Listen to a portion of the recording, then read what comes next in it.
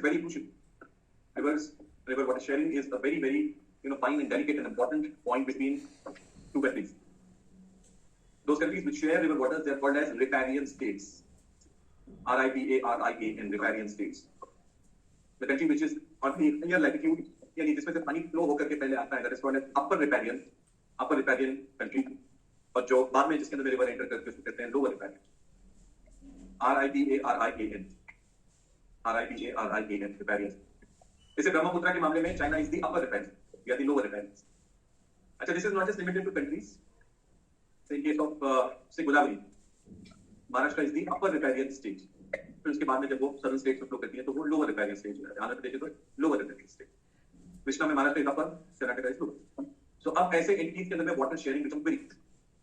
और पाकिस्तान की डिपेंडेंस और भी ज्यादा vulnerable.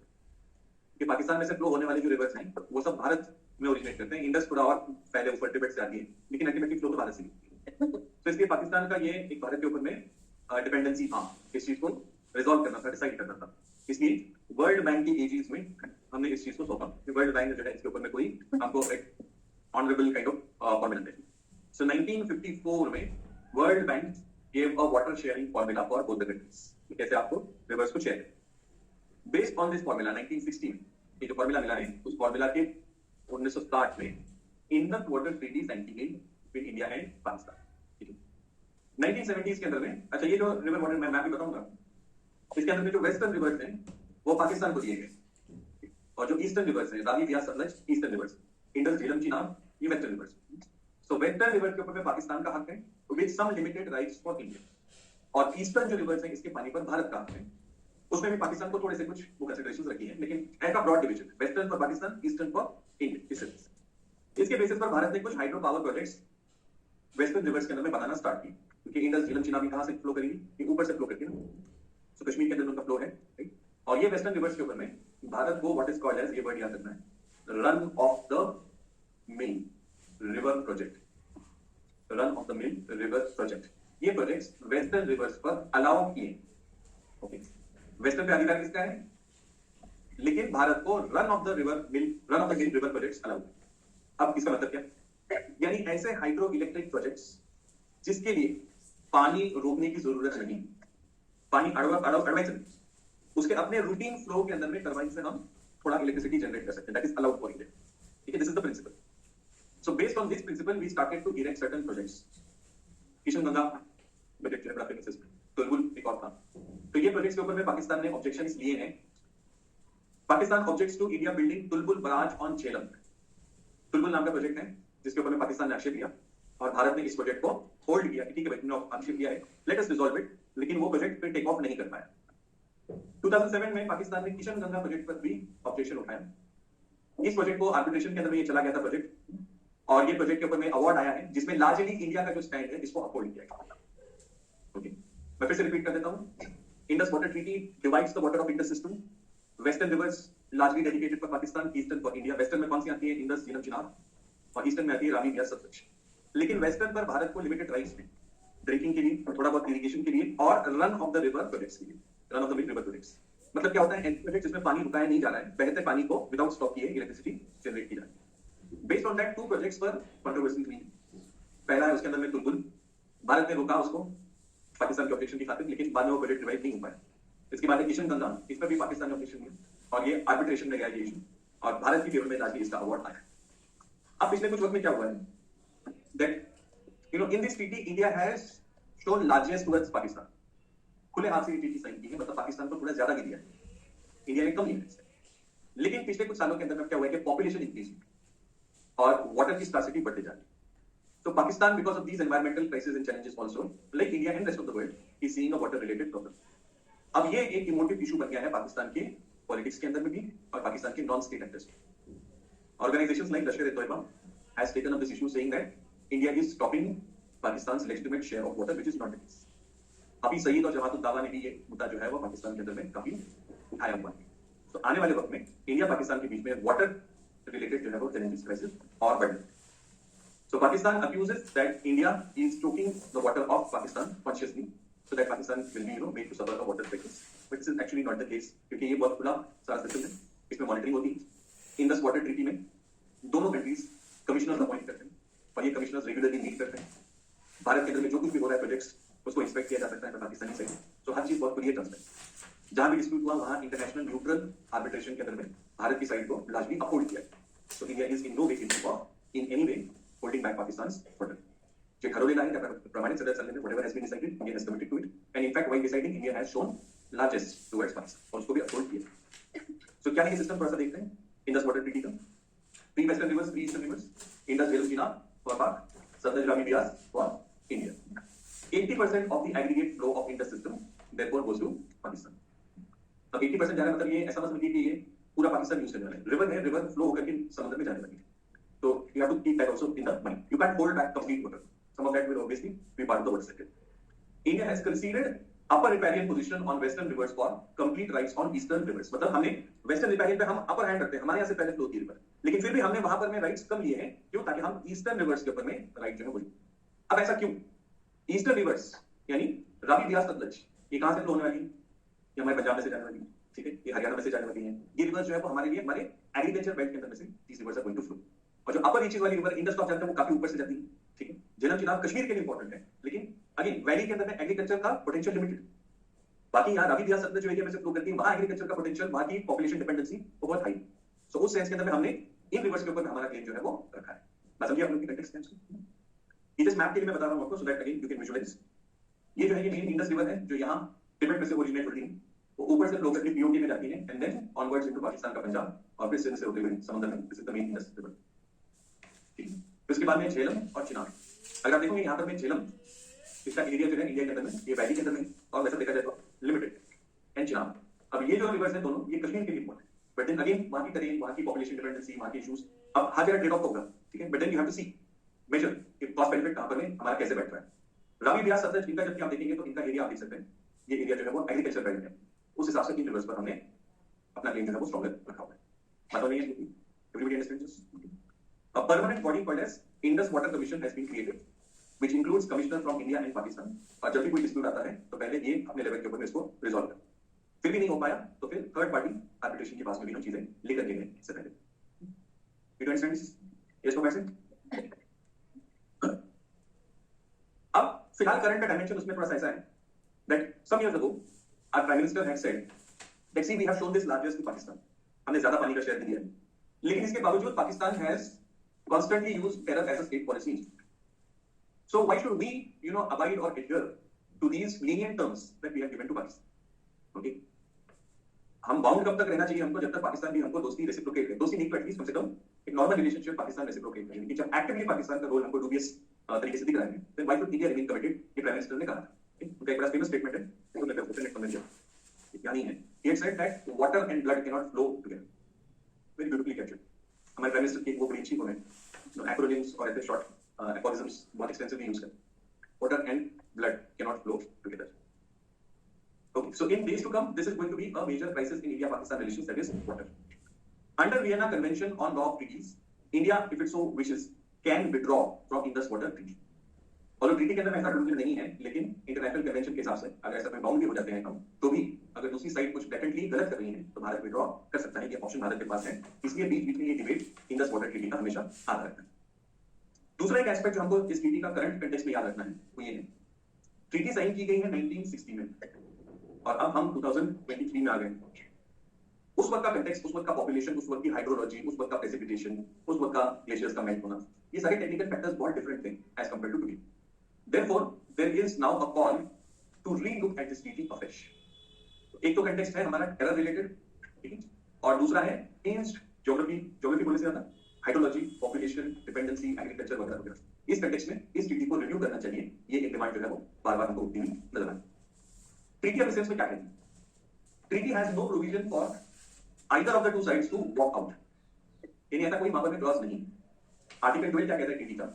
It says the provisions of this treaty or the provisions of this treaty as modified under paragraph 3 shall continue in force until terminated by a duly ratified treaty. पहले देखिए हमने क्या कहा आपको? Unilaterally walking out. Uni one lack बाजू side, एक अकेला उठ के नहीं बोल सकता क्या था हमारा ये मान लेते। लेकिन अगर दोनों साइड एग्री करती कि ठीक है किसी वक्त हमने ये एग्री किया था लेकिन अब चेंज सर्कमस्टेंसेस में कुछ नया हमको अरेंजमेंट बनाना है, तो वो ट्रीटी के अंदर में अलाउड है, not unilaterally widely. But Vienna Convention allows a country to walk out of a treaty if the other side blatantly disregards on some other important considerations. So अंतरराष्ट्रीय दृष्टिकोणातून ते इलीगल एज सच नहीं। तो ये हमारा India Pakistan relations का aspect है Indus water treaty. अब इसके बाद में आता है एक छोटा सा issue regarding sir creek. Sir creek क्या है इसको हम देख के चलेंगे। क्रीक जैसा कि इंग्लिश का वर्ड सजेस्ट करता है, दरार मराठी में जिसको हम कहते हैं। तो लैंड मास के अंदर में जब ऐसी दरार आती है और सी वाटर उसके अंदर इंग्रेस किया हुआ होता है, तो उस दरार को जो है वो क्रीक इंग्लिश के अंदर में। सो इंडिया और पाकिस्तान इनके बीच में एक ऐसा ही एक क्रीक है, इसका नाम है सर क्रीक। भारत के अंदर में ये कच्छ एरिया से जुड़ा हुआ है और पाकिस्तान का सिंध इससे सटा हुआ है। अब ब्रिटिश पीरियड के अंदर में यहाँ का जो, चूंकि अब कच्छ वाला एरिया आप जानते हैं सलाइन है, उपजाऊ नहीं है, पॉपुलेशन बहुत ही स्पार्स है, इस वजह से उस वक्त में बहुत अच्छी तरीके से इस एरिया को डिफाइन नहीं किया गया। अब ये क्रीक जो है एक तरीके से डिवाइडिंग लाइन है between Kutch and Sindh of Pakistan, of India, Pakistan respectively. Debate ये है कि ये क्रीक को कैसे अब हम डिवाइड, मतलब दोनों कंट्री के बीच में ये क्रीक है। क्रीक मतलब क्या, वाटर बॉडी, ठीक है। लेकिन अब वाटर बॉडी चूंकि अंदर आई हुई है जमीन के अंदर में, तो वाटर बॉडी पर भी दोनों साइड क्लेम कर सकते हैं। तो अब इन दोनों के बीच में डिवाइडिंग लाइन कहां होगी, ये सवाल समझ रहे हैं आप? Inside of the water body where should be divide the two. अब सवाल ये पैदा होता है कि वाटर बॉडी है, कच्छ और सिंध के बीच में है, अब बीच में कहीं भी बना लो क्या फर्क पड़ता है, ठीक है। फर्क पड़ता है। फर्क क्यों पड़ता है? फर्क इसलिए पड़ता है क्योंकि ये लाइन जहां बनेगी उस लाइन के हिसाब से आगे एक्सक्लूसिव इकोनॉमिक जोन समंदर के अंदर में डिसाइड होगा, ठीक है। और उसकी वहां की छोटी सी अलाइनमेंट चेंज हो जाना वहां पर कई हंड्रेड्स ऑफ स्क्वायर किलोमीटर्स के एरिया पर इंपैक्ट क्रिएट करे। इसलिए दोनों की साइड्स जो है ये काफी ज्यादा इसको लेकर के स्ट्रॉन्ग पोजीशंस है। समझा कोई डिस्प्यूट क्या है वो तो समझा। अब इसमें दोनों का क्लेम्स क्या है? भारत का जो क्लेम है, भारत इंटरनेशनल लॉ के हिसाब से क्लेम यहां पर एक प्रिंसिपल है, जब भी वाटर बॉडी ऐसी डिवाइडिंग होती है दो कंट्रीज के बीच में, तो इंटरनेशनल प्रिंसिपल ये कहता है कि दो उस वाटर बॉडी के बीच में से डिवाइड करो। This is what India also subscribes to. तो अगर वैसे डिवाइड किया तो ये जो वाली लाइन है, ठीक है, ये रेड वाली line, this line is what India claims के बीच में। और बीच में अगर वो हो जाती है तो फिर यहाँ ये जो एरिया है ना, ये शेडेड वाला पार्ट, ये भारत के एक्सक्लूसिव इकोनॉमिक जोन में आएगा। समझा आपको? ठीक है। पाकिस्तान कहता नहीं ये यहाँ पर होना चाहिए, ये ग्रीन। ये ग्रीन अगर हो गया तो ये सारा एरिया किसके पास जाएगा? पाकिस्तान के पास जाएगा। अब पाकिस्तान ऐसा क्यों कहता है? पाकिस्तान ये कहता है कि ये जो क्रीक से ये जो वाटर बॉडीज हैं ये परमानेंट नहीं है, ये शिफ्टिंग होती है। और वो ये क्लेम करता है कि पहले ये जो बॉडी थी ये पीटर सर्कल की हुई, ठीक, और उसके हिसाब से हमारा क्लेम बना। अब वो बॉडी हमारी तरफ आ गई है, हमारी तरफ आ गई है, तो इंडिया का लाइन जो है वो एडवांस हो जाता है, and that is why we will lose out this. तो ये दोनों को लेकर के ये एक डिस्प्यूट हमारे बीच में चल रहा है। This is circle. समझा आपने? इसके बाद में नेक्स्ट इज करतारपुर कॉरिडोर, जिसको ब्रीफली हम देख के जाएंगे। इंडिया पाकिस्तान रिलेशंस में रिसेंट इयर्स में ये इशू आया है। What is this place called as Kartarpur? Kartarpur is the final resting place of Baba Guru Nanak. Baba Guru Nanak spent the last 18 years of his life at this place called as Kartarpur, and that is where his samadhi is. Okay? And naturally, this particular place has immense, reverence in the Sikh community. But Radcliffe did not understand all of these things, and he drew a long line having Kartarpur on the other side. And consequently, the Sikhs could not visit the spiritual place. So on this side of our border, we have a place called as Dera Baba Nanak. Okay? So Sikhs could visit this place, which was the closest possible point from here. Closest possible point from here. And from this side of the border, they could take the darshan, which obviously, is disappointing for any Sikh to see it at a distance. It is within at some distance, and not be able to actually go there and get the spiritual benefit. So to resolve this, what India and Pakistan have done is they have developed this corridor from this Dera Baba Nanak to Kartarpur. This is called as the Kartarpur corridor. Seal किया हुआ दोनों side से जो है वो एक patch है जहां पर यहां से वहां सिख समुदाय के लोग जो है वो जाते हैं। Others also Indians they can. 6 kilometre long link from gurdwara Dera Baba Nanak in Gurdaspur district, ठीक है, राइट अप टू करतारपुर। 5 साल तक ये जो है वैलिड रहेगा। Any Indian who wants to go has to apply to the Pakistani embassy, अपने को परमिशन लेकर के आप वहां पर में जा सकते हैं। There is a fee that Pakistan levying on it, और ये एक अच्छा आप ये कह सकते हैं इंडिया पाकिस्तान के बीच में एक पहल रिसेंट टाइम्स में हुई है, when everything else is in Dolours. तो ये हमारे इंडिया पाकिस्तान रिलेशंस के मेजर एस्पेक्ट्स को हमने देखा। अब हम आगे चलते हैं और नेक्स्ट हमारी रिलेशनशिप को देखते हैं, जिस India and China, India China relations. Now when seeing India China relations, again I want you to have a track of the geography of China. आयाम समझते हुए ज्योग्राफी का थोड़ा सा बैकग्राउंड आपको रहना चाहिए। This is India China. यहां पर में this is that mountainous area of Tibet. This part of China, ऐसा कहते हैं कि if you draw a line like this across China, अगर आपने ऐसी डायगोनली अगर आपने लाइन बना दी ना, so you will get 80% of चाइना's population on this side. Okay? Because all of this is very, very inhospitable kind of terrain, very sparsely populated. And you see all the cities that we hear about China, वो सब यहीं पर. ये है Guangzhou, with very famous city. Here you have Hong Kong. ये by the way है आपका island of Taiwan, Formosa, जिसको हम कहते हैं. This is Beijing, of course. ये है वो नॉर्थ ईस्टर्न चाइना जिसको मंचूरिया कहते हैं. Then this is Wuhan, which it never existed. This is Chongqing, and this is Nanking. Nanking was the capital during KMT party की सरकार. उन्होंने Beijing से हटा करके यहाँ शिफ्ट किया था. और जब जापानीज इन्वेजन हो गया तो नैनकिंग से वो लोग चोंगकिंग में. तो these are the major cities. Okay. अच्छा, आपको याद रखना है कि ये एक रिवर याद रखिए, येलो रिवर. इस हमारे सिंधु संस्कृति में कहते हैं. वैसे चाइना का जो कोर है वो ये येलो रिवर वैली सिविलाइजेशन. इस हमारी सिंधु संस्कृति है वैसे येलो रिवर वैली सिविलाइजेशन है. There is one more river over here. मैंने थोड़ा उसको ज्यादा वो लिख दिया. Here, this river. अब मैंने ऐसा लिख दिया कि मुझे पढ़ने नहीं आता. Okay, I forgot the name also. Jiangxi ऐसा कुछ नाम है उसका. या Yangtze वो लोग pronounce करते हैं. So this also is one more place where the civilization of Chinese has developed. Okay, broadly ये जो green area है यहीं पर चाइना का majority population रहता है. This is where the Han Chinese people live. Han Chinese, original Chinese, Shanopui. चलो आगे बढ़ते हैं. India China relations. हाँ जी. हांगकांग है, यस, उनको जो है इंटरनल उनके जो सिस्टम्स हैं उसके हिसाब से चलने की आजादी है, but it is part of China. अब चाइना क्या कर रहा है? वन नेशन टू सिस्टम्स कहते हैं उसको. वही हिस्ट्री में बताया था ना sir. One nation two systems. पहले हांगकांग किसका पार्ट था? It was British territory. First opium war 1848 हरा करके हांगकांग उन्होंने लिया. तब से लेकर के 1997 इट वाज अंडर ब्रिटेन. सो वहां पर में लिबरलिज्म, मतलब ब्रिटेन की जो खासियत है लिबरलिज्म, डेमोक्रेसी, कैपिटलिज्म, वो सब आपको दिखता है. 1997 में फाइनली ब्रिटिश छोड़ करके गए, लेकिन किस कंडीशन पर कि हांगकांग की स्वायत्तता, इंटरनल ऑटोनॉमी, वो सर्टेन नंबर ऑफ इयर्स तक मेंटेन रहेगी, उसको चेंज नहीं किया जाएगा. और वो उसका जो वैलिडिटी है वो अभी तक खत्म नहीं है. लेकिन चीटिंग बिल बोलता है कि मेरे को नया पैकेज मांगना है. चाइनीज लॉस में मेरा. So that's what has led two point. चलो आगे बढ़ते हैं. India China relations. बैकग्राउंड देखा हमने cross. We have long civilizational contacts with China. You all know that very well. Buddhism basically went to China via India. China has a substantial Buddhist population. A lot of Chinese came to India to study Buddhism. Yongshong, Bai Yan, Ai Sing, these are all Buddhist scholars who came to India to study, the Buddhist religion. Dr. Curtis is one more cultural link between India and China.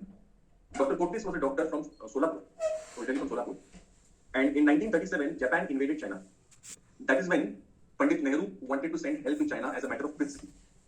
So it's a fellow Asian nationality which is being oppressed. So आपण त्यांच्याबरोबर उभं राहिलं पाहिजे. World War II just शुरुआत होने वाली. So Subhash Babu was the president of Congress at that point. Pandit Nehru ने सुभाष बाबू से कहा कि we should organize some help for China. Subhash Babu appealed to Indians कि जो लोग भी वहाँ चाइना में जा करके सेवा करना चाहते हैं वो लोग volunteer करें. We arrange for you teaching them. So Dr. Curtis was one of them, or rather he led these volunteers. He went there to China. और उस World War II वाले फेज में जब worst form of atrocities China पर commit की थी Japanese लोगों ने, उस वक्त में an Indian was standing with them, Dr. Curtis. He died there at a very young age, barely 36, 37. He died over there. But China has not forgotten him till today. आज भी हर साल उनका एक सेलिब्रेशन होता है to mark that victory in World War II, and they always honor Dr. Curtis for his contribution to that effort during the Japanese invasion. चलिए आगे बढ़ते हैं. India was the first non-communist country to establish diplomatic ties with China. जैसे ही PRC बना हमने उसको recognise किया. Pandit Nehru 1954 he invited Zhou Enlai. हमने वो फेमस पंचशील ट्रीटी साइन की, मैंने आपको सब डिस्कस किया हुआ है. 1950 के अंदर में भाई, सॉरी 1958 में, सॉरी, चाइना ने क्या किया? चाइना ने टेक ओवर किया तिब्बत. ठीक है. और फिर वहां से जो है वो हमारे थोड़े से प्रॉब्लम्स शुरू हुए. लासा में का प्राइसिंग हुई. अगेंस्ट दैट चाइना ने उसको ब्रूटली सप्रेस किया और दलाई लामा वहां से एस्केप करके he comes to India. We give him that asylum and that leads to problem. 1962 we see a war over unresolved border dispute between India and China. Border dispute वगैरह सब हम देख रहे थे. 62 से लेकर के 1988 तक 2.5 decades इंडिया और चाइना के बीच में कुछ भी सिग्निफिकेंट नहीं, ऑल्दो वी आर नेबर्स, लेकिन इतना बुरा झटका लगा, कितना दूध का जला छाछ भी फूक कर दी. तो वैसे Indians really did not trust China and therefore nothing significant happens. Mao जब तक जिंदा था तब तक पॉसिबल नहीं था. माओ was gone, Chou Enlai was gone, and then Xiaoping comes. Then is more moderate, is more flexible, उसका अप्रोच अलग है. सो उस पीरियड में चाइना अप्रोच करता है भारत को, झाले के लगे लड़ा. Let us move on. 1988 we see Rajiv Gandhi will visit China, and from that point onwards धीरे-धीरे थोड़ा सा इंडिया चाइना रिलेशंस इंप्रूव होने लगे.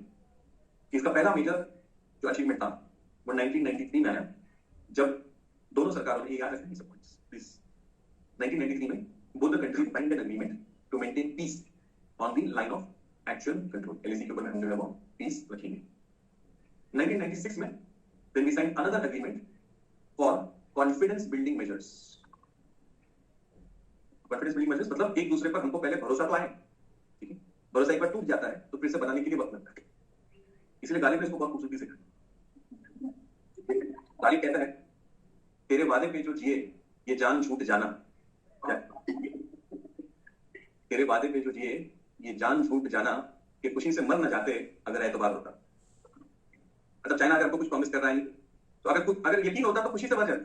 वो यकीन नहीं है तो अब उसके लिए क्या करना पड़ेगा? कॉन्फिडेंस बिल्ड करना पड़ेगा. सो certain confidence building measures were decided upon in this agreement. मतलब नहीं आप लोग 1996 से लार्जली जो है वो चीजें स्मूथ चलती थी. 2003-4 आते आते China world trade organisation WTO join कर लेगा. इंडिया और चाइना के इकोनॉमिक रिलेशंस भी अच्छे होने लगेंगे. कोई सिग्निफिकेंट एसेट प्रॉब्लम हमारे बीच में नहीं हो रहा था. 2017 में आया डोकलाम का स्टैंड ऑफ. अब डोकलाम मैंने भूटान बढ़ाते वक्त आपको बताया है क्या हुआ था, क्यों हुआ था. मुझे लगता है वो रिपीट करने की जरूरत नहीं. इसके बाद में फिर अगेन टू रीसेट थिंग्स, फिर से रिफ्रेश करने के लिए वुहान के अंदर में एक समिट, इनफॉर्मल समिट जो है वो बुलाई गई.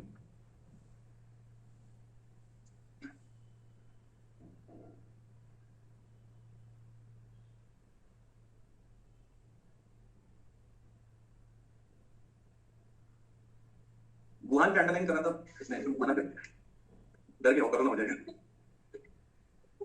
ठीक है, तो वुहान के अंदर एक इनफॉर्मल समिट बुलाया गया. इनफॉर्मल समिट क्यों? पहले तो समिट क्या होता है? डिफैक्टो टॉप पॉलिटिकल लीडर्स की मीटिंग को समिट कहते हैं. लेकिन फॉर्मल समिट जब होती है ना तो एक्सपेक्टेशन बहुत हाई होता है.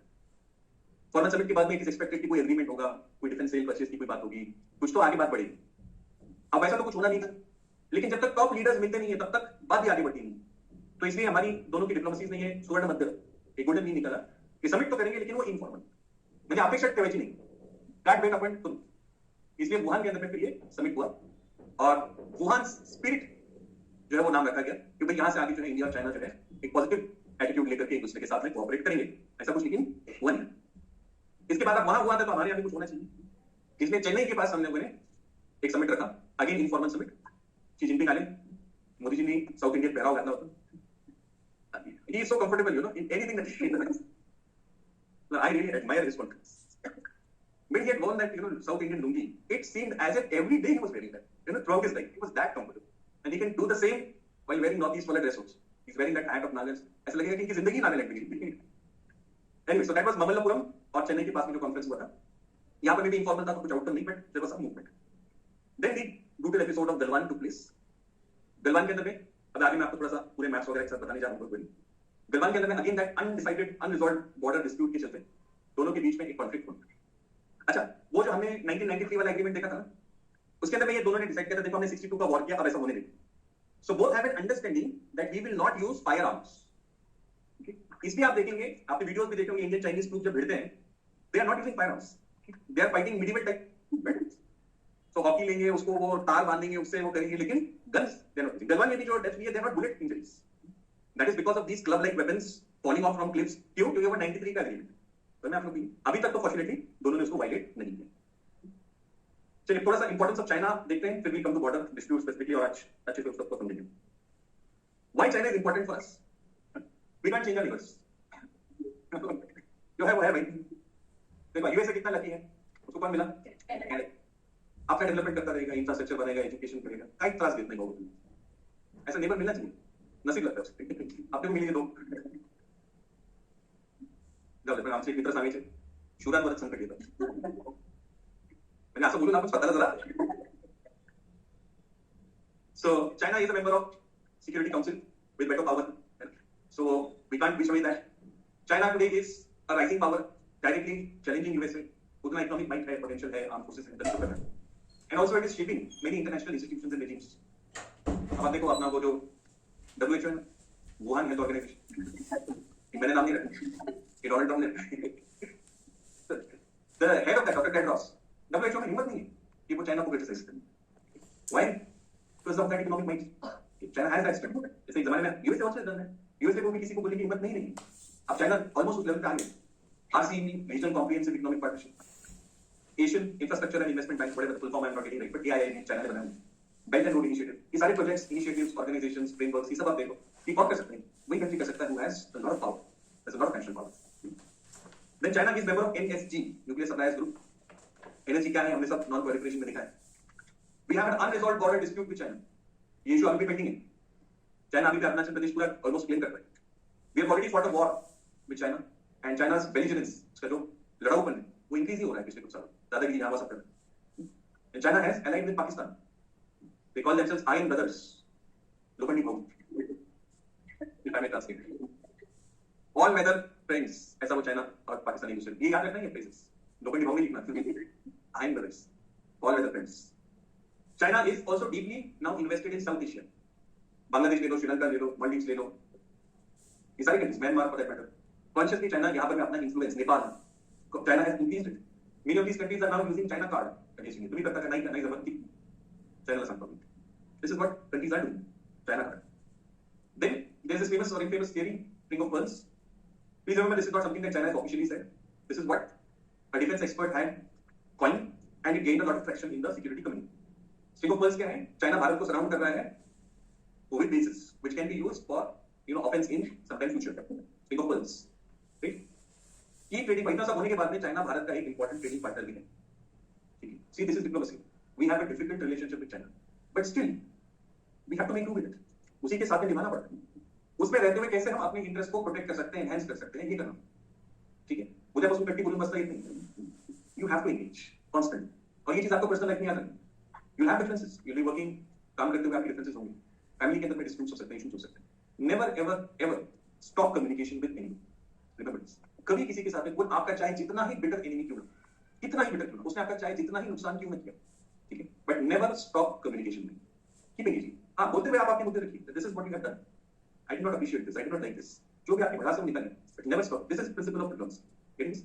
आप बोलेंगे इंडिया पाकिस्तान नहीं, इंडिया पाकिस्तान जब ये बात नहीं करते ऑप्शन, उस वक्त we have back channels which are going on. Even at the worst point, we have back channels that are going on. ठीक है? Lack of communication की बहुत बड़ी disaster create है. तो इसलिए कभी भी communication तोड़ना नहीं. बात समझ गए? ठीक है. अब ये तो देखा हम लोगों ने why it is important. Now let us see areas of cooperation. India and China have very strong trade relations. In fact, one of the largest trading partners of India is China. बल्कि China enjoys a surplus in trade with India. India has the biggest deficit in trade vis-a-vis China.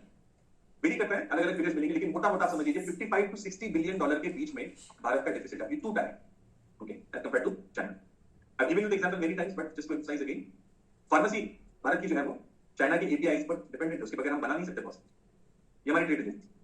2018 के जो figures हमारे पास available है, total quantum हमारा 95.6 billion dollars का total trade.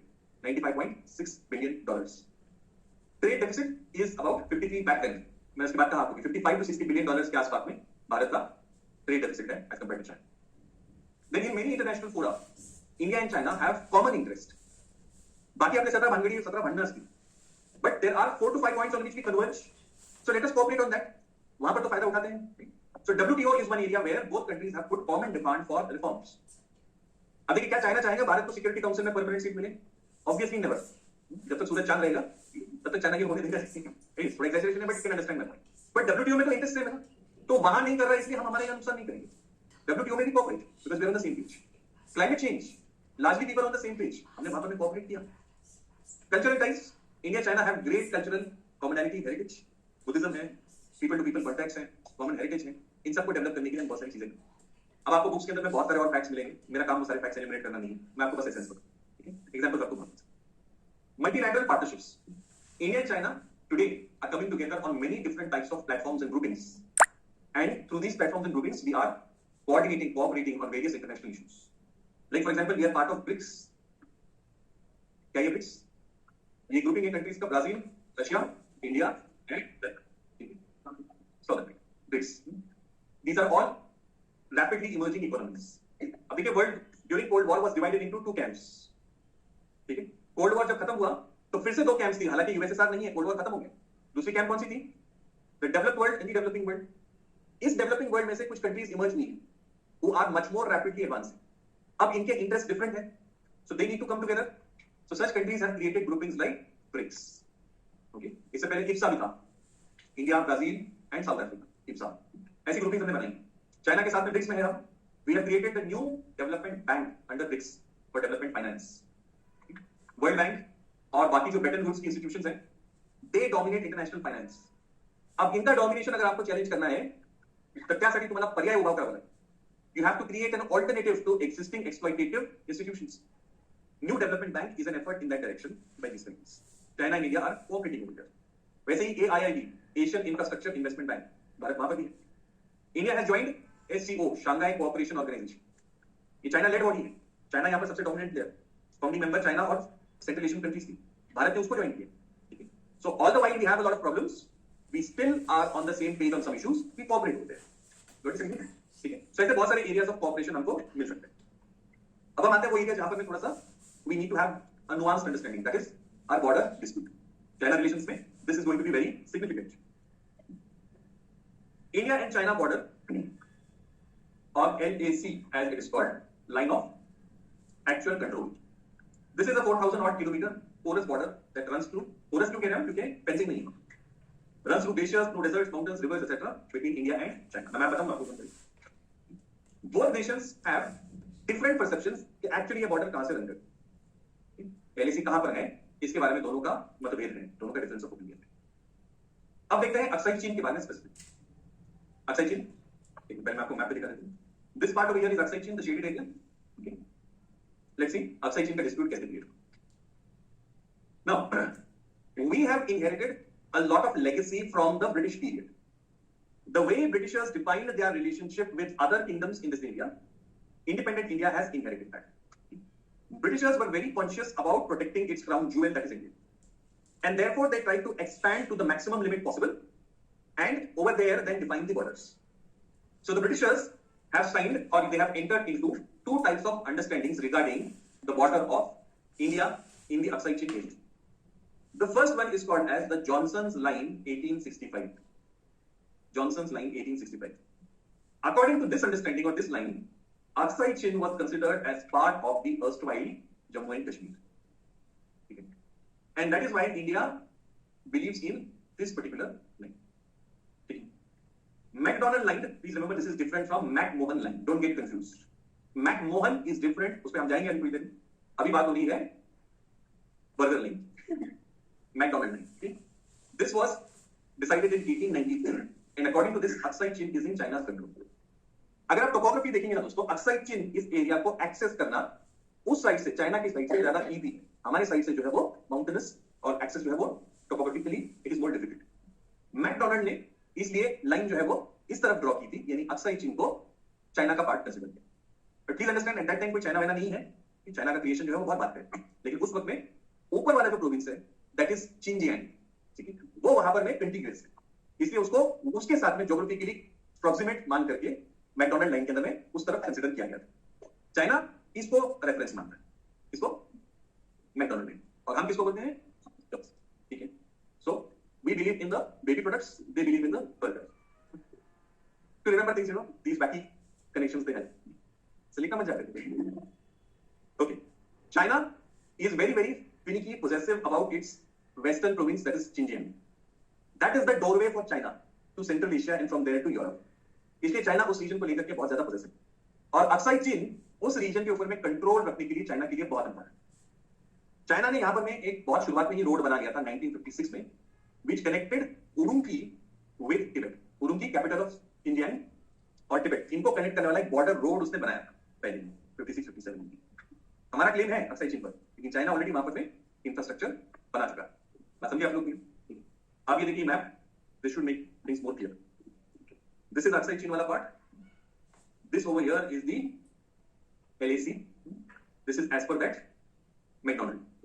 Johnson क्या बोलता है वो इसका पार्ट. यहां पर में ऊपर है चिनजियांग, यहां पर में नीचे की तरफ में है टिबेट. और अब चाइना चाहता था कि ये चिनजियांग और ये टिबेट दोनों कनेक्टेड रहना चाहिए, बीच में वेज की तरह अंदर घुसा हुआ है अक्साई चीन.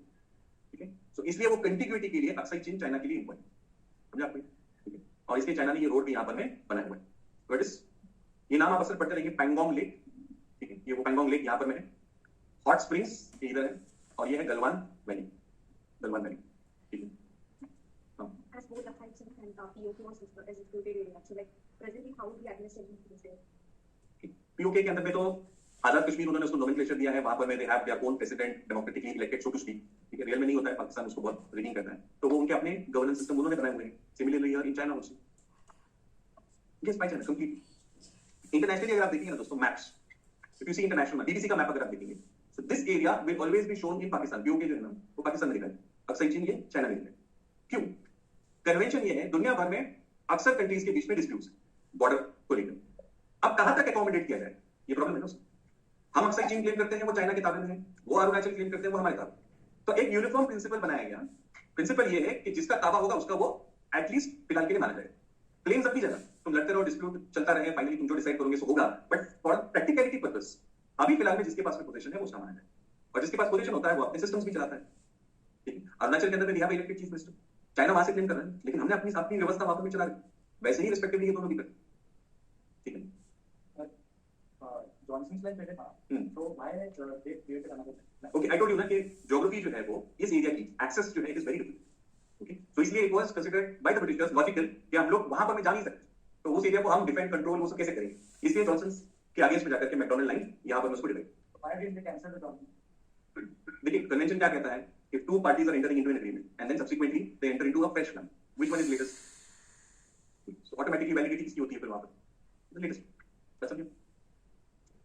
ये है Pangong lake and these are what are called as the fingers. ये जो स्ट्रक्चर दिख रहा है ना आपको, ये 1, ये 2, ये 3, ये 4, 5, 6, 7, 8, एक कोई ऑफिशियल वर्ड नहीं है, this is something that the Indian army uses to differentiate.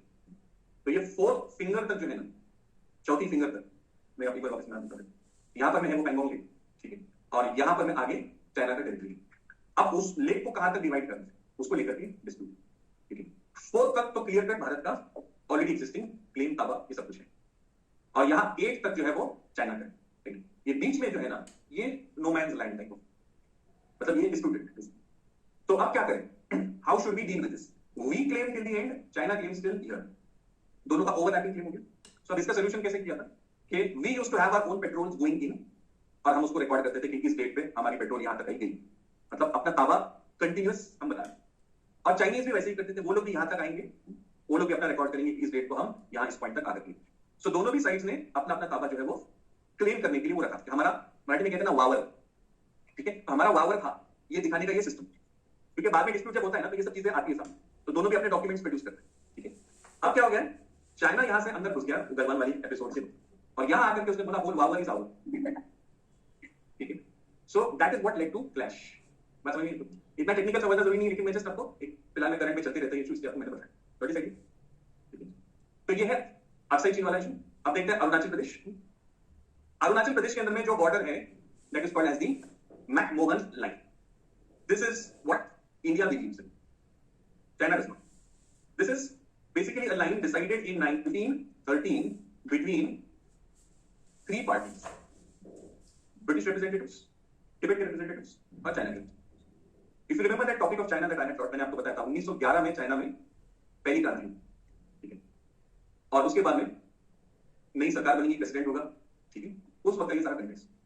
ये मीटिंग के अंदर में चाइना ने विड्रॉ किया कि नहीं, ये जो सब कुछ चल रहा है what you call negotiation, we don't agree with this, we are not party to it, China ने विड्रॉ। ब्रिटिश ने बोला तुम्हारी गरज नहीं है, because in any case their government was not stable. अभी अभी जुमा 8 दिन पहले तो उनकी सरकार बनी थी, ठीक है, रिप्लेसिंग दी मोनार्क, उनका कंट्रोल नहीं चाइना के, वॉर लॉर्ड्स अभी भी बहुत strong, it will take a long time before they stabilise there. So British said we don't need your approval, Tibet के साथ में हम साइन करें, तो तिब्बत ने एग्री किया to what is called as McMahon line. McMahon ये नाम किससे बना है, McMahon was the foreign secretary in that, ठीक है, foreign secretary.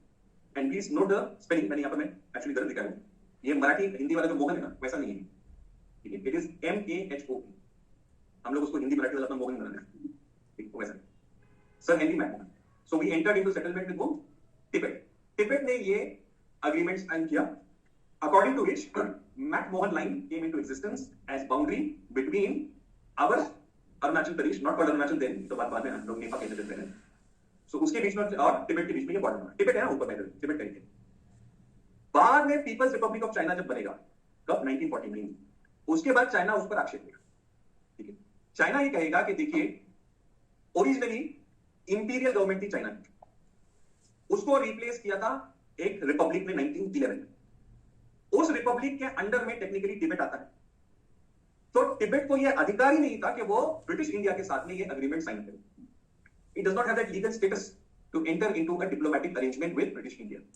Therefore, what Tibet has agreed to is null and void. That is not applicable to China. बात समझ रही है तो? ठीक है। तो अब हमारा क्लेम क्या है? हमारा क्लेम है ओरिजिनल तिब्बत का जो भी एरिया था वो सब हमारा है। ठीक है। और ओरिजिनल तिब्बत के एरिया के अंदर में this part used to come. ठीक है। ये उनका क्लेम। बात समझ रही है? हम क्या बोलते हैं कि भैया तुम्हारा एग्जिस्टेंस ही नहीं था, वजूद ही नहीं था। पीपल्स रिपब्लिक ऑफ चाइना कहा था, तुम्हारी सरकार की कहीं होल्डिंग नहीं थी, कहीं नहीं था। तो इस वजह से तुम्हारा सब्सिक्वेंट अंडरस्टैंडिंग ये रेट्रोस्पेक्टिवली एप्लीकेबल नहीं हो सकता। What is? Okay? अच्छा, बॉर्डर भी कैसे बनाई है? जो हिमालयन माउंटेन रेंजेस है उसका जो क्रेस्ट है, उस क्रेस्ट पर बॉर्डर बनी है। मींस वाटरशेड प्रॉपर्ली डिवाइड हो गया। इंटरनेशनली जब बॉर्डर्स डिसाइड होती है तो वाटरशेड कंसीडर होता है, तो हमने वाटरशेड ही डिवाइड किया हुआ है। That is logical also. China जो क्लेम कर रहा है वो ज्योग्राफिकली अप्रोप्रिएट ही नहीं है। अगर मान के चलते हैं technically for the sake of argument, China के हिसाब से अगर हम बॉर्डर डिसाइड करेंगे ना तो वाटरशेड डिवाइड हो जा रहा है, which is not the scientific way of having borders. बता नहीं हम लोग इसको कैसे ठीक। चाइना सीज तिब्बत इन 1950 और उसके बाद से फिर जो है वो तिब्बत और चाइना के रिलेशंस खराब होते चले जाएंगे और बाद में ultimately India and China will also confront and fight a war in 1962 over this border dispute. ठीक है। ये थोड़ा सा ये मैप भी देख लीजिए। This is Arunachal Pradesh, this is Tawang area and this is the McMahon line.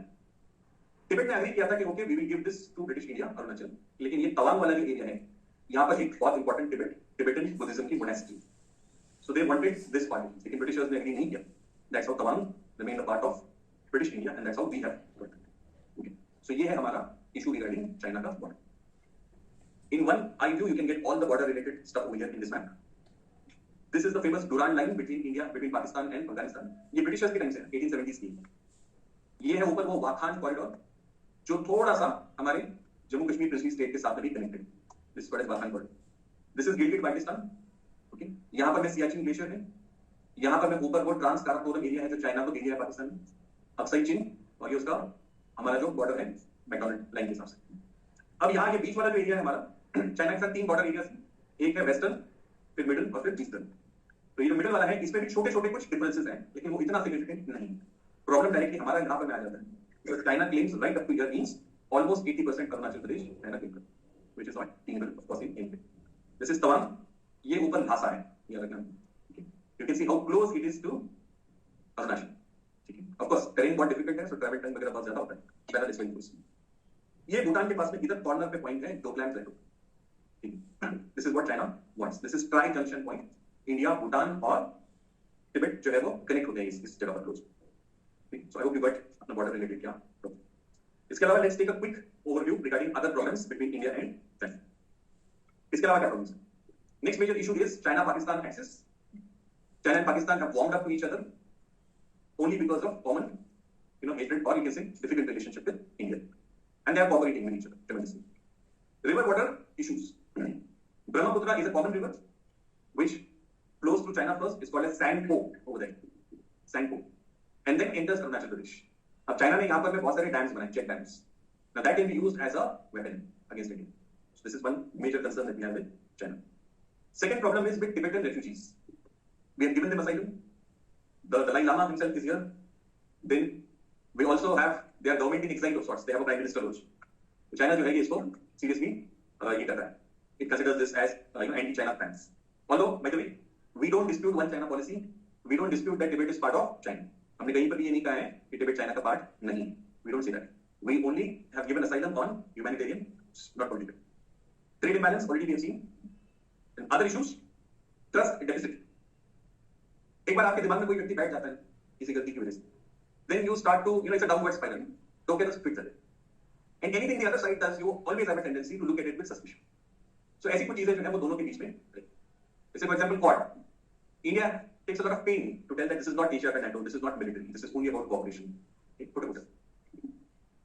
Yes, it has its own strategic significance, but China will always perceive that it is anti-China. Okay? When China tries to develop its relationship in our neighborhood, then India will always see कि ये long-term India के interest के खिलाफ नहीं planned है. So there's a lot of trust deficit, especially after Galwan. India has apprehensions about growing Chinese influence and string of pearls ऐसी चीजें. Next problem is South China Sea. तो तुम्हें अभी आगे डिटेल में आपको बता क्या अंडर China Sea क्या प्रॉब्लम है. These are other major issues. Anti-India agenda by China on international platforms. बहुत सारे इंटरनेशनल प्लेटफॉर्म्स पे China consciously anti India stance लेता हुआ भी दिख रहा है। जैसे एनएसजी न्यूक्लियर सप्लायर्स ग्रुप, यहाँ पर भी China is a very important player, और एनएसजी वैसे भी कंसेंसस पे चलता है मेजोरिटी में, तो चाइना वहां पर हमेशा एंटी इंडिया स्टांस है। सिक्योरिटी काउंसिल के रिफॉर्म्स को लेकर के वहां पर भी, कश्मीर के इशू को लेकर के वहां पर भी, in many such cases China takes anti India stand. Bharat का रिस्पांस क्या है ये सारे प्रॉब्लम्स में, कुछ टेक्स्ट पसंद है। सबसे पहला प्रॉब्लम है बॉर्डर। जैसे इंडिया और पाकिस्तान में अगर आप देखेंगे सबसे बड़ा प्रॉब्लम जम्मू कश्मीर।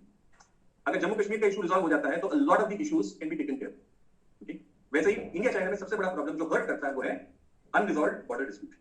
तो इसके लिए हमने क्या किया है, हमने टॉक्स चाइना के साथ में चालू रखी। Constantly we have had multiple rounds of talks to solve this issue. आप कुछ 20-25 राउंड के करीब करीब हो गए। अपने गाटी बेटी होता वो निष्पन्न का ही सोचने का, but we continue, we don't stop that.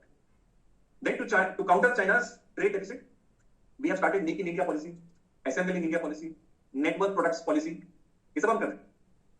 China आगे ना निकल जाए इसलिए भारत सरकार ने किया, वो जो चिप्स होती है सेमीकंडक्टर्स से जो बनती है, उसके रिलेटेड बहुत डेवलपमेंट। यहाँ तलेगांव में बड़ी फैक्ट्री बनने वाली है, वेदांता फॉक्सकॉन, ठीक है, तो हाँ वो शिफ्ट हो गई, आगे नहीं होगा।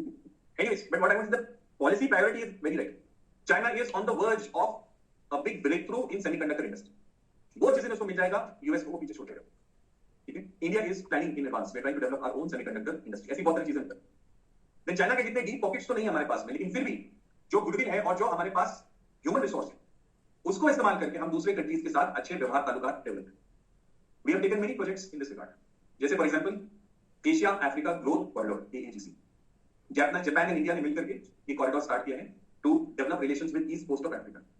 देखिए चाइना क्या कर रहा है, इंडियन ओशन रीजन में अपना डोमिनेशन बना रहा है, और इंडियन ओशन में ईस्ट अफ्रीका बहुत इंपॉर्टेंट है, ठीक है। तो हम क्या कर रहे हैं, पहले ही एंटीसिपेट करके ईस्ट अफ्रीका के साथ में और अच्छे ताल्लुकात बनाने की कोशिश कर रहे हैं, so that they don't do anything that will be anti India. Then relations with neighbours also we are trying to sort out. हमारे प्रॉब्लम्स थे, नेपाल के साथ में प्रॉब्लम था, बांग्लादेश के साथ में था, श्रीलंका के साथ में इश्यूज थी, इतना फायदा चाइना ने उठाया। अगर हमारे ही संबंध अच्छे रहेंगे तो चाइना को वो स्पेस नहीं मिलेगा ना, okay. So we are trying to improve our relations with neighbours so that China does not fish in those troubled waters. We are also building up a blue water navy. Have you heard of this term? A navy that can operate at great distances from its ports, coastline से, that is called as blue water navy. American navy देखो, America कहाँ है, लेकिन पूरी दुनिया में American navy operate करती है। क्यों? क्योंकि उनके अपने बेसिस भी हैं, प्लस फ्रेंडली रिलेशंस भी अदर कंट्रीज के साथ, ठीक है, एंड दैट कैपेसिटी टेक्नोलॉजी वो भी है। We are also trying to develop such navy. China has the largest number of indigenous aircraft carriers at this point. Bharat अब उस चीज पर भी काम कर रहा है। ये सब क्या है, ब्लू वाटर नेवी के अंदर। Then we are also closing in towards USA. Among other reasons, one is to counter China. USA का दुश्मन है चाइना, rival है, challenger है. So we are trying to befriend or come closer to USA so that we can use USA का military might, technology, resources for this purpose. इसीलिए हमने Quad की membership भी accept की. Earlier, China had objected to some naval exercises between India, Japan, USA, and India had stopped that for some time. लेकिन recent years के अंदर में हम खुला खुला भी कर रहे हैं और Quad जैसी बॉडी का हम पार्ट भी। आगे बढ़ते हैं। साउथ चाइना सी डिस्प्यूट देखते हैं क्या है। This guys is the area of South China Sea, और इस साउथ चाइना सी में चाइना का बोलना है कि there is this 9 dash line. I want you to count the dashes if it is visible. I don't know if it's visible to you. This is dash number 1, can you see? No. Can somebody switch off this light? I think button should be here और there, इधर से, इधर पीछे मैं दिखना चाहिए। I think better no somewhat theatre नहीं करना है, ठीक है, ठीक, जो पैसा नहीं है। So see dash number 1 over here, dash number 2 over here, 3, 4 आपको इतना विजिबल शायद नहीं होगा, 4 नीचे है, 10 में 5 6 7 8 9। ये जो 9 डैश लाइन है, चाइना बोलता है इसके अंदर में जो कुछ भी है वो मेरा है, बाकी भगवान का दिया सब कुछ है, तुम बाकी सब है। तो ये जब ब्रुनेई को पता चला, इधर छोटा सा ब्रुनेई मुनाफी है, सुल्तान है ब्रुनेई का सुल्तान, वो बोला भैया तुम तो मेरा पूरा एक्सक्लूसिव इकोनॉमिक जोन खा जाओगे, ठीक है, मैंने तो कुछ भी नहीं रहे। ये येलो कलर में जो दैट इज मलेशिया। मलेशिया का भी बहुत बड़ा एक्सक्लूसिव इकोनॉमिक जोन इस लाइन के अंदर है। जूम इन करो, मेंटोस की गोली नहीं थी, दिमाग की बत्ती चली। This is Philippines here. Philippines का भी आप देखिए, ये जो एरिया है ना, दिस इज फिलीपींस का एक्सक्लूसिव इकोनॉमिक जोन, उसका भी almost 60% 70% China is eating up. ये वियतनाम का एरिया है, वियतनाम का भी सारा एरिया वो खा रहा है। Now all these countries depend, ये छोटे-छोटे countries, they depend a lot on the resources over here in this east. यहां पर में रिच फिशिंग ग्राउंड्स हैं, नेचुरल गैस है, ऑयल के रिजर्व्स हैं, यहां से ट्रेड चल रहा है, चाइना से नथिंग। इसके अंदर में जो भी है हमारा, चाइना से पूछा है कि ऐसा क्यों, तो चाइना बोला कि आज से 1000 साल पहले हमारा एक एडमिरल निकला और उसकी शिप इधर इधर से घूम के गई, देखो तो सब हमारा हो गया। ऐसा बोले तो मंगोलिया वाले बोलेंगे हमारा जंगीज खान तो यूरोप तक गया था, ठीक है, बगदाद भी बोलोगे ये लिया था, तो पूरा फिर मिडिल ईस्ट ये वो सब हमारा है। और इटली वाले, इटली तो इतना छोटा सा हो गया, हमारा रोमन एम्पायर कहां से कहां तक। So China makes such unfounded claims which are not logical, but might is right. There's hardly anything that these small countries can do. So what they're doing, they're trying to come together and build balance of power against China. ठीक है, national power की concept हमने देखी, सबका national power बहुत थोड़ा है, they're trying to collect that. USA के साथ भर टाकने सब रहेंगे, ऐसे करके चाइना को हम काउंटर करेंगे, is the plan. Let's see, unlikely at least immediately to work out.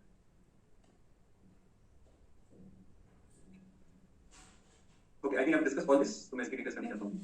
Now, why is China important for India? बातासाठी तो काम है. Sorry, why is this dispute important for India? China का तो importance होगा. South China Sea हमारा क्या संबंध उससे? Very distant.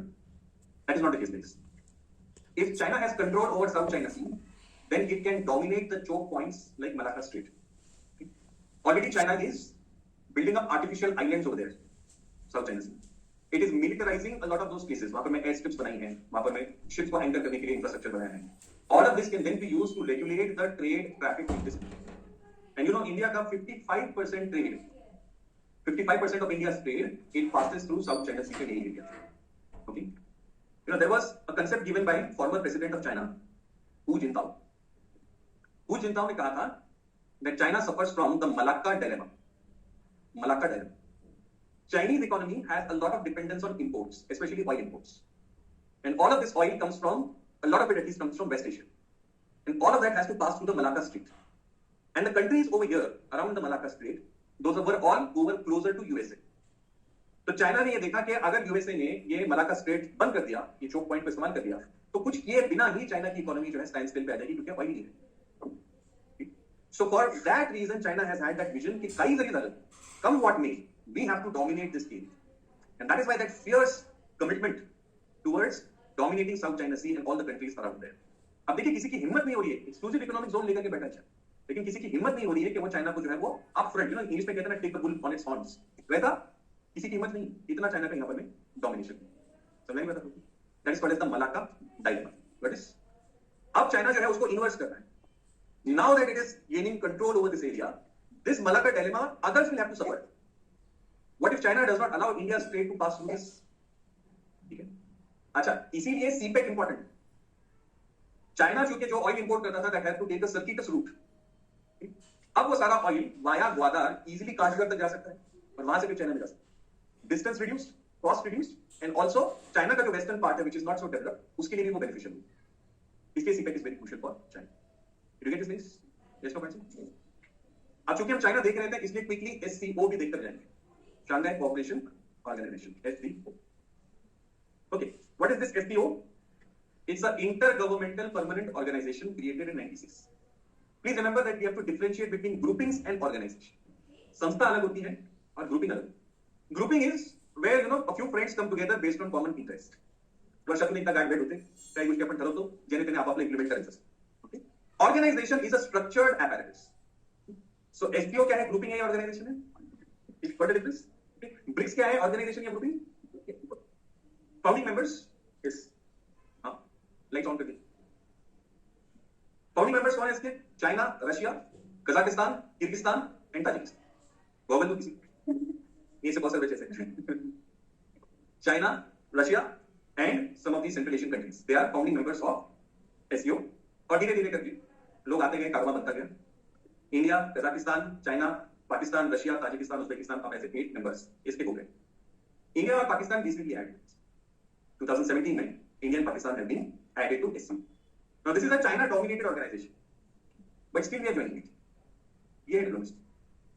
We have differences, we have problems, but see जहां हमारे इंटरेस्ट है वहां पर में हम एक साथ में आते नहीं. स्ट्रक्चर बहुत ब्रीफली, ये कोई पूछेगा नहीं आपको, बट जस्ट ओवरव्यू. पहला है heads of state council. SCO का ये टॉप डिसीजन मेकिंग बॉडी है. जैसे सिक्योरिटी काउंसिल होता है, that is the brain of UN, वैसे ही यहाँ इसमें कौन आते हैं? ऑब्वियसली इसमें हेड्स ऑफ स्टेट आते हैं.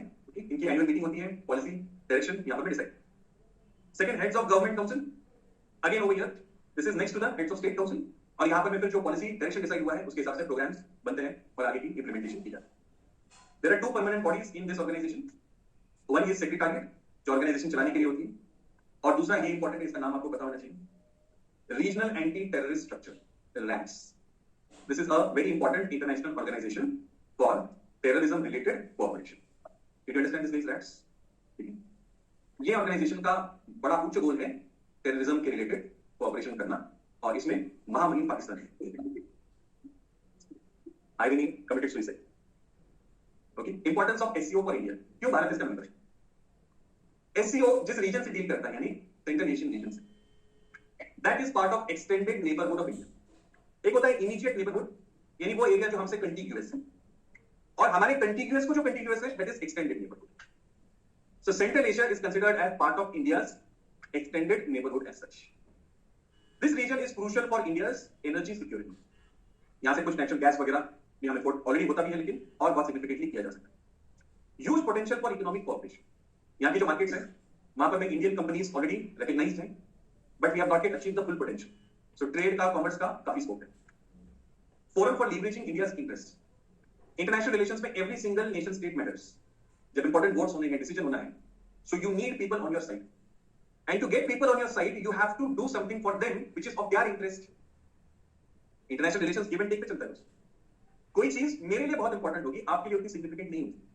ठीक है, जब आप वो चीज मुझे देते हो, नेगोशिएशन का ही प्रिंसिपल है, याद रखिए, और लाइफ में हमेशा ही काम है. नेगोशिएशन हम हर रोज करते हैं. You have to understand what the other party wants, needs, and if you have that, वो तुम्हारे लिए शायद इतना वैल्यू नहीं रखता, लेकिन उसके लिए वो बहुत इंपॉर्टेंट. वो चीज जब आप उसको देते हैं, तो वो पर्सन जो है वो आपसे बहुत खुश होता है, and in return you can expect something that is very important for you. It might not be so significant for others. जैसे पाकिस्तान के खिलाफ इंटरनेशनल अगर कोई टेररिज्म पर वोट करवाना है, इन कंट्रीज के लिए क्या फर्क पड़ता है, एक मत तक आ सकते हैं, ठीक है, but for India it can be anything. So you have to get people on board. How will you do that? You have to have relations in different platforms for that. जब आप उनको कोऑपरेट करेंगे तो आप cooperate करेंगे. Zig Ziggler लिखता है, Zig Ziglar is a famous management thinker. लिख लीजिए इसको. Just a second.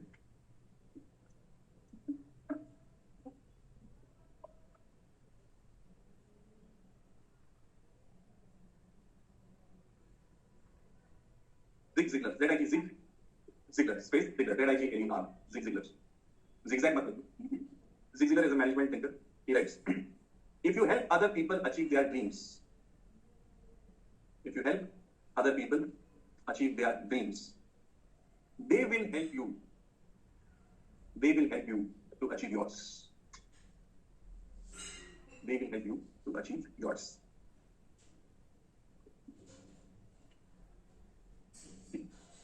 Keep investing. लिखो मतलब समझा. वो खत्म हो गया. You know, keep investing in developing relations with you. Don't, you know, measure कि ये करने से मेरा क्या फायदा है. Just do and forget it. And you will see at some point these same people whom you had without expectation help. These people will come and help you at, you know, the most direst of time when you will need. Something that I have experienced. Tell me. Forum for leveraging India's interest, मैंने समझाया आपको. Improving relations with Central Asian countries, you've understood that.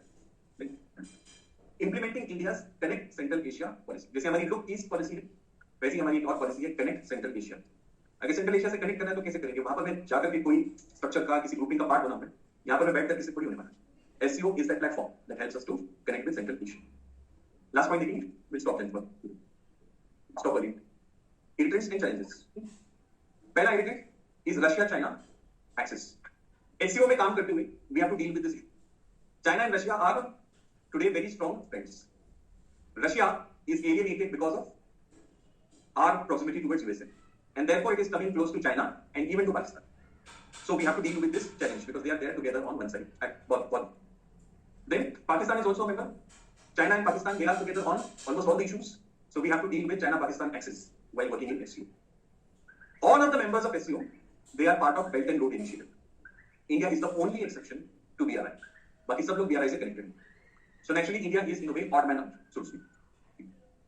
This is also an alternative platform where India-Pakistan can engage.